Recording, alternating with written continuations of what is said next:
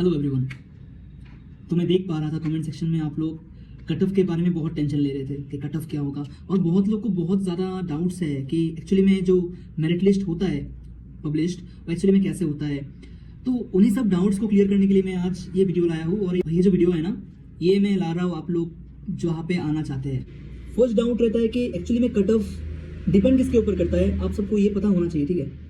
अपना ये जो आरआई का कट ऑफ फॉर्मेशन होता है ये डिपेंड करता है दो चीज़ के ऊपर।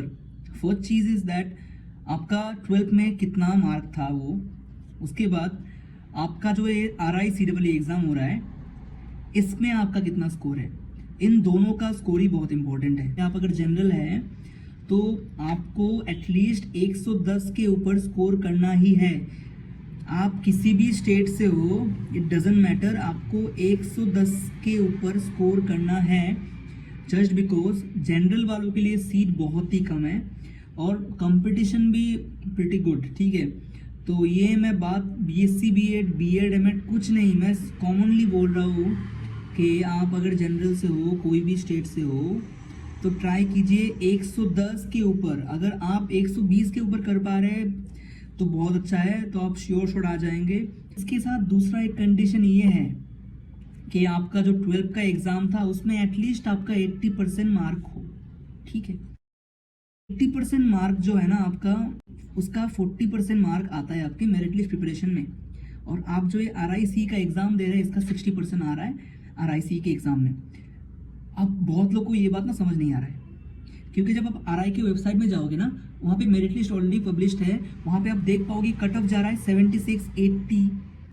जितने भी जनरल वाले बच्चे हैं उड़ीसा या फिर वेस्ट बंगाल या फिर बिहार और नॉर्थ ईस्ट रीजन के, उड़ीसा वालों का हाईएस्ट गया था 80.21, ठीक है। देन वेस्ट बंगाल वाले का गया था 73.95। और मैं ये बात अपना BSc B.Ed के लिए बोल रहा हूँ, ठीक है। बाकी का भी ऑलमोस्ट सेम ही है, ठीक है।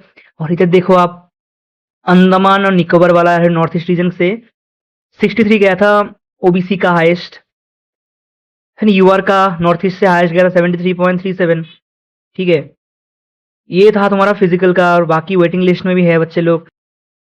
अगर आप किसी भी स्टेट से हो, उड़ीसा, बिहार, झारखंड या फिर नॉर्थ ईस्ट या फिर अंडमान, ठीक है, इन स्टेट से आपका कैटेगरी है जनरल कैटेगरी, देन आपको एटलीस्ट 110 के ऊपर स्कोर करना है। और मैं इतना एज्यूम कर रहा हूँ आपका 12th में मार्क 80% से ऊपर है। अगर आपका मार्क 80% से नीचे है, दैट मीन्स आपको RIC के एग्ज़ाम में अच्छा स्कोर करना है 110 से भी ऊपर। OBC के हैं, OBC वालों बच्चों को देखो उतना ज़्यादा डिफरेंस नहीं होता है। उड़ीसा के बच्चों के लिए जो OBC वाले बच्चे हैं उनको बहुत ज़्यादा कंपटीशन फेस करना पड़ता है, 100+। और SC वाले बच्चों के लिए भी मैं इतना बोलूँगा कि आप अगर 80-90 भी स्कोर कर लेते हैं और आपका अगर बोर्ड में अच्छा स्कोर है, और स्टेट बहुत इंपॉर्टेंट है। अगर नॉर्थ ईस्ट वाले बच्चों के लिए कट ऑफ थोड़ा कम जाता है, लेकिन ये उड़ीसा, बिहार, यहाँ पे कट ऑफ बहुत हाई जाता है, ठीक है।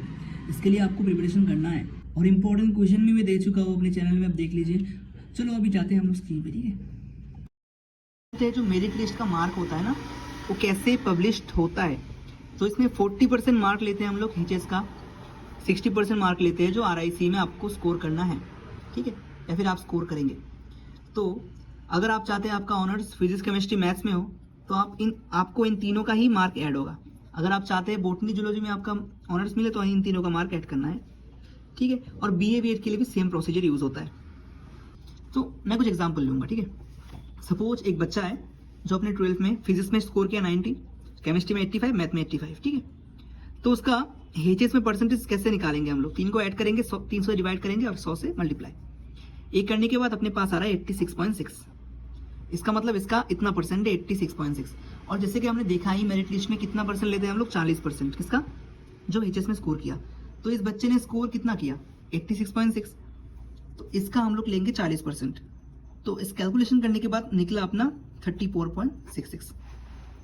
उसके बाद सपोज उसी बच्चे ने RIC में स्कोर किया 110, तो इसका अगर हम लोग परसेंटेज निकालेंगे तो ये निकलेगा 68.75, क्योंकि एग्जाम होता है 160 मार्क का, इसलिए डिवाइड किया 160 से।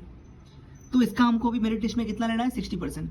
तो 60% ऑफ द RIC स्कोर, तो 68.75 × 60/100, तो ये आ रहा है 41.25। तो इसके बाद अभी मेरिट लिस्ट का टोटल स्कोर कैसे निकालेंगे हम लोग, दोनों को सम कर देंगे। सो सम करने के बाद इस बच्चे का स्कोर आ रहा है 75.91, जो कि एक बहुत अच्छा स्कोर है, ठीक है। तो इसीलिए ऐसे करके आप लोग किसी अपना स्कोर निकाल सकेंगे, एक्सपेक्टेड आप जितना चाहते हैं। लास्ट ईयर का कट ऑफ को देखेंगे अगर, जो जनरल वाले बच्चे हैं, उड़ीसा का कट ऑफ गया था 77.49, ठीक है, ये था 77.49। और ये डाटा, ये ऑथेंटिक डाटा है, थोड़ा प्लस माइनस एरर हो सकता है, लेकिन डाटा ये ऑथेंटिक है, ठीक है। 77.49 एक बच्चे ने स्कोर किया था जिसका लास्ट में एडमिशन हुआ था। वेस्ट बंगाल में 69.25, बिहार 72, झारखंड 68.89, नॉर्थ ईस्ट अंडमान में कमी हुआ है, उतना ज़्यादा नहीं है।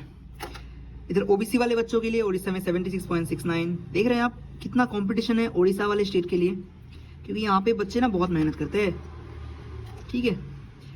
वेस्ट बंगाल में 59.61, बिहार में 68.41, इधर इतना। एससी वालों का देख लीजिए, उड़ीसा में भी 69, देख रहे हैं कंपटीशन, उड़ीसा में भी 69 जा रहा है इसका। दैट मीन्स उड़ीसा वाले बच्चों को इतना फोकस करना चाहिए कि मेरे को अच्छा करना है आरआईसी में, आप अगर आपका उधर स्कोर खराब है तो। बिहार वालों का भी 65, बहुत कॉम्पिटिटिव एग्जाम है बिहार वाले और उड़ीसा वाले बच्चों के लिए। वेस्ट बंगाल में 64.33, नॉर्थ ईस्ट 58.22। और एक कंफ्यूजन होगा आप लोग को शायद कि इधर वेस्ट बंगाल में 64.33 वाले बच्चा एससी का मिला है लास्ट, और इधर ओबीसी में ही वेस्ट बंगाल का 59.61 में मिला है। इसका मतलब ये नहीं है कि ये कट ऑफ है, एक्चुअली ये मैं बोल रहा हूँ कि ओबीसी कोटा में जिस बच्चे ने 59 स्कोर किया था उसको मिला है। और शायद ऐसा हो सकता है कि एससी कैटेगरी वाले बच्चे वेस्ट बंगाल में कम हो जिन्होंने अप्लाई किया है, तो इसीलिए 64.33 में हो गया है। अगर बच्चे ज़्यादा होते तब इससे कम वाले में भी हो जाता। ऐसा भी कंडीशन हो सकता है कि जितने भी एससी बच्चों ने अप्लाई किया है वेस्ट बंगाल में, सबसे लीस्ट मार्क इसका ही है। और एसटी वालों के लिए इतना ही बोलूँगा कि 50 प्लस स्कोर होना चाहिए आपका ओवरऑल आपका 50 प्लस होना चाहिए, तो आपका चांसेस रहता है। और अगर आपको कंफर्म चाहिए तो 60 प्लस होना चाहिए ओवरऑल, इसमें आपको कंफर्म मिल जाए।